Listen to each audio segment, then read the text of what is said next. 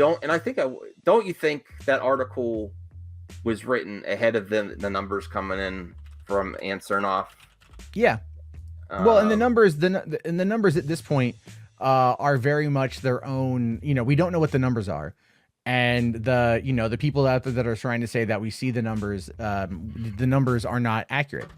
The numbers aren't there. What we've seen is a situation where what you have is one third-party company that is offering up data, but that data is only attributed to TVs with this specific type of software or program installed, and that they allow their data to be collected for the purpose of this thing. So, I mean, don't get me wrong, like 1.8 million is a fair amount. It's a good amount of people, but they were saying that like 6 million people watched Wonder Woman 84 in its opening weekend. Because that's what they said. They said it was like half of our user base, which was like 12 million people, and that it was 8 million. And then Wonder Woman brought in fucking 4 million more people. So it was all those 4 million people plus 2 million people is basically the math that they were trying to argue. And then they greenlit a movie. And if this movie has more online engagement than Wonder Woman, and I've seen more people talk, at least I've seen more people talk about this movie more than Wonder Woman. Plus, never mind like all the other streaming services outside of the country, because in Latin America, it wasn't on HBOMax. It was on something else. In Canada, it was on like, I think, Crave, right? Where's that data? Where are those VOD sale points? Where is that stuff coming in? That's what I want to know. Yeah. So, Snyder knows what he's doing too. Like I heard, I don't know if it's complete. I think it's accurate, but Justice is Gray is going to be released at 3 a.m.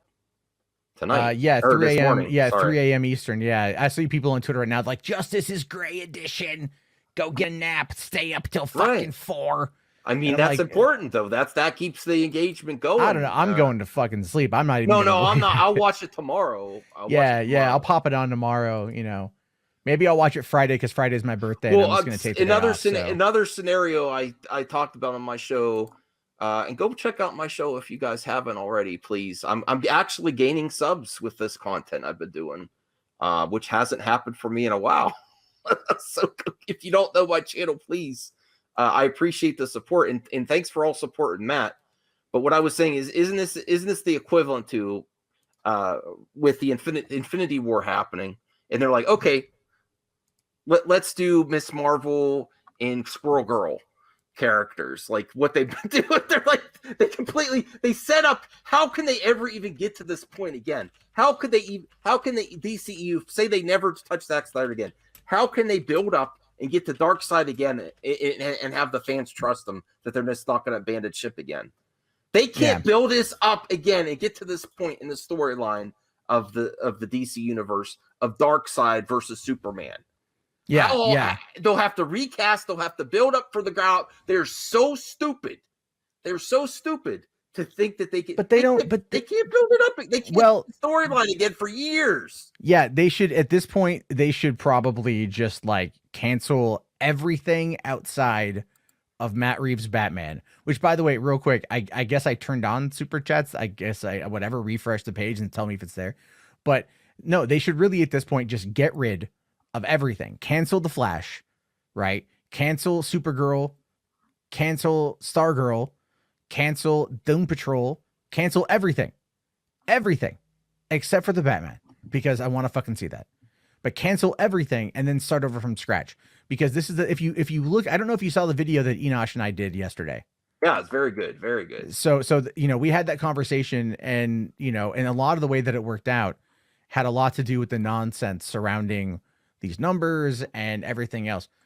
But like this company does not, they are trying to do something that I don't believe they are equipped to do. And so today, by the way, did you see the article today about now who is effectively the Kevin Feige of the DCEU? Did you see that floating around? Jim Lee, I've heard. Yeah. I mean, we all knew it was Jim Lee. We all knew that it was Jim Lee. We all knew that was what they were going to try to do. And so really at this particular point in time, it's like, that is just fan service to me, and not even in a good way. And it's not hating on Jim Lee, But the interview that Ann Sarnoff said when she was trying to equate him to their version of Kevin Feige was that he's only involved in some things. Yeah. Like Well, he's an advisor. because maybe if they actually let him run it, maybe, but it's not. He's just included. I don't know.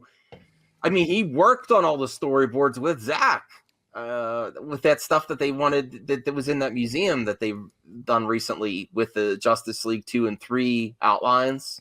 Yeah. So maybe if they actually let him control and don't question him, but there's there's no Feige because they always have to answer to Hamada and Emmerich and all this other. Listen, I don't trust in Hamada beyond what's happening with the Zack Snyder and Ray Fisher because of he wanted to work on something else besides Aquaman 2 right away, and he's announcing all this other stuff that there's not as much interest. There's just not as much interest. Like, why would you say, "Oh, Aquaman makes $1 billion.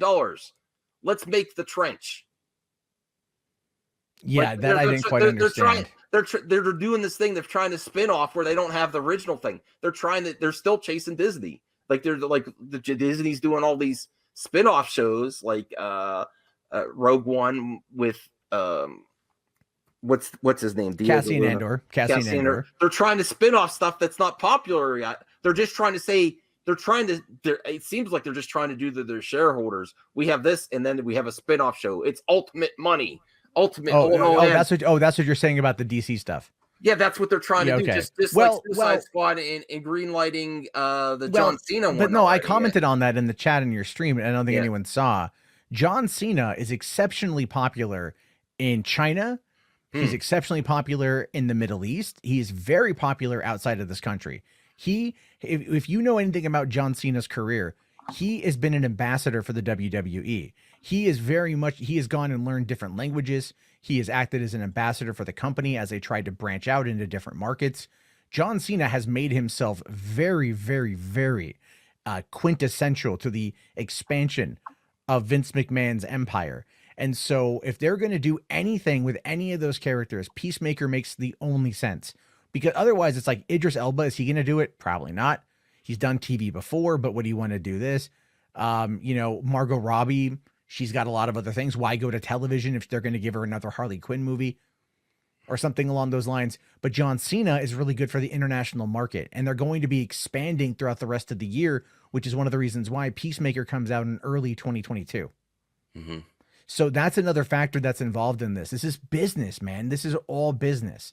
And I, the people that are on the stream with you, I love those guys too. A lot of them, I don't think get business, to be fair. Mm-hmm. I don't think a lot of them understand why things happen the way that they happen. And it's not all a personal attack against Zack Snyder.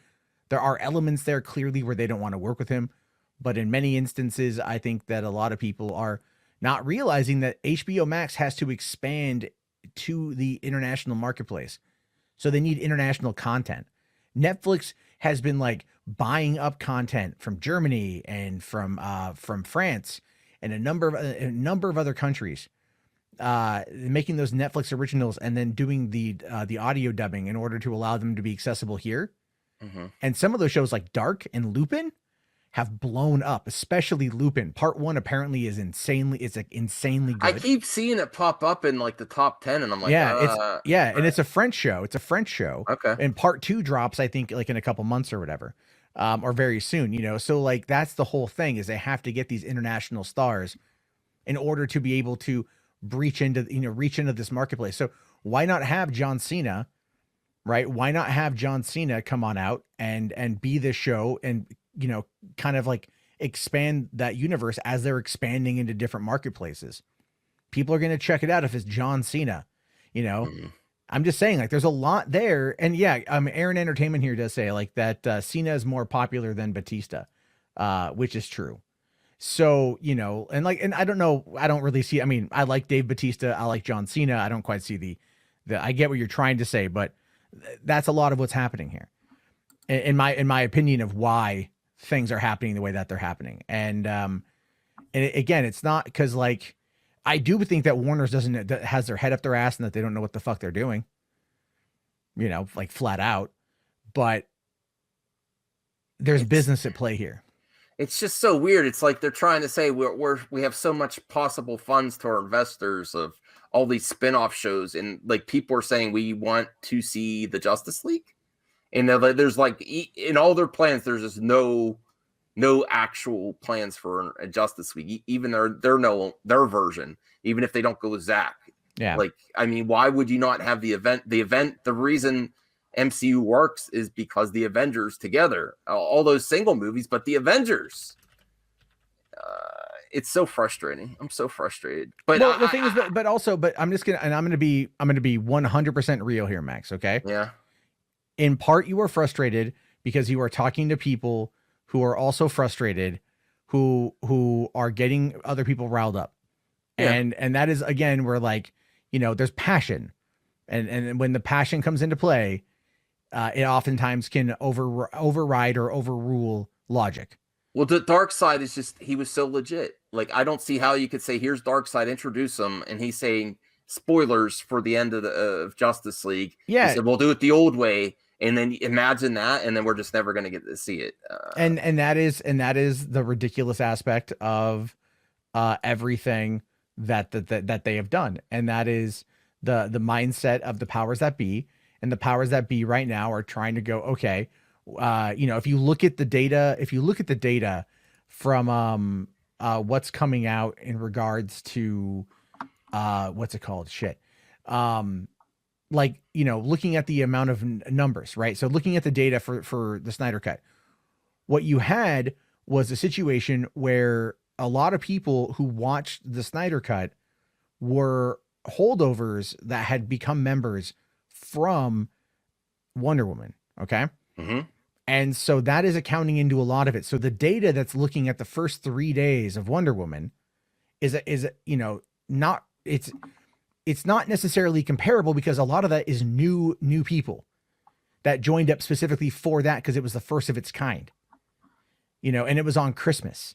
So now it's 3 months later, and, you know, it's a different ball game. It's just, I get so frustrated. Not with you or nothing. It's just like Warner Brothers needs to shit or get off the goddamn pot. That's the way I see it. They need to figure out what they're doing, and they need to actively, make active steps, because if they don't, they're going to split their fan base, and their fan base, think of it like this. Look at Game of Thrones. Okay. Game of Thrones came out, whether you like season 8 or not. Okay. Whatever. I liked it, but whatever. And after that show was over, they lost like 28%. HBO lost 28% of their male viewership because Game of Thrones was not there. That was a big factor. They need shows like Game of Thrones. They need shows that are going, like Mandalorian, that are going to bring people in. That's one of the reasons why the Snyder Cut should have been cut into fucking parts. But you know what? And it could have been cut into parts. Then they couldn't have that article that says people only watched a third. And this just came out from Zack. They're the fans asking, I need to know if there's still hope. Are we still fighting? And he said, by watching it and getting others to watch. Objective. Well, yeah, the objective's an emoji. I don't know which emoji that is, though. But no, and he's look, the thing is, Zack is going to do the same thing he said before. Okay. And the same thing he said before is, I can't, you know, I don't know if it's going to happen or not, but like, here's information, and kind of like keep pushing people to make noise. Mm-hmm. And that's fine. And I support that. But now we have to think of this from the perspective of what is the business, the best thing for the business with Warner right now. Like, what do they have that irons are in the fire that they're going to be willing to want to expand upon? And, you know, Snyder Cut, maybe it underperformed. Maybe it did. We don't know, because we don't have any actual data. I don't think it did. I think it overperformed. And I think it fucked them. I think it fucked them a little bit. Yeah. I think they're scared. I think they had no. I think they had that prepared, because when the consumer has we have a lot more power than you realize, and it's not about complaining. It's just about numbers and money. It's all it's about. But they had that. I believe they had that article prepared ahead of time. There was never a scenario where they're going to announce Justice League 2 on Monday morning, and they are trying to cut off the views and announce a bunch of shit that may not ever happen. They're just trying to say, just forget about it. That whole article was like, no, no, no, no, no, no, no, and everything. And then because of horrible people on the internet that are influencing and are actually bad with their behavior, because of that whole shit show last weekend, it added fuel to that article. And it really did. And people that are actually associated with toxic fandom got called out, in certain individuals, which we will not name on this channel. They're not happy still. He did exactly what you wanted. He called out the ones that are the money makers that you're afraid to name. There's people there. Let's be real. There's people on this platform that are so big and such a menace that the movie talk community is afraid to name them. And it's not just opinions. It's bullshit that they're doing. And it's not good for geeks and gamers, actual geeks and gamers. Not besides the actual money they raise for charity, nothing is good for geeks and gamers what they do to the communities and once they invade a fandom, because they are not just a menace to Star Wars, they are a menace to everyone.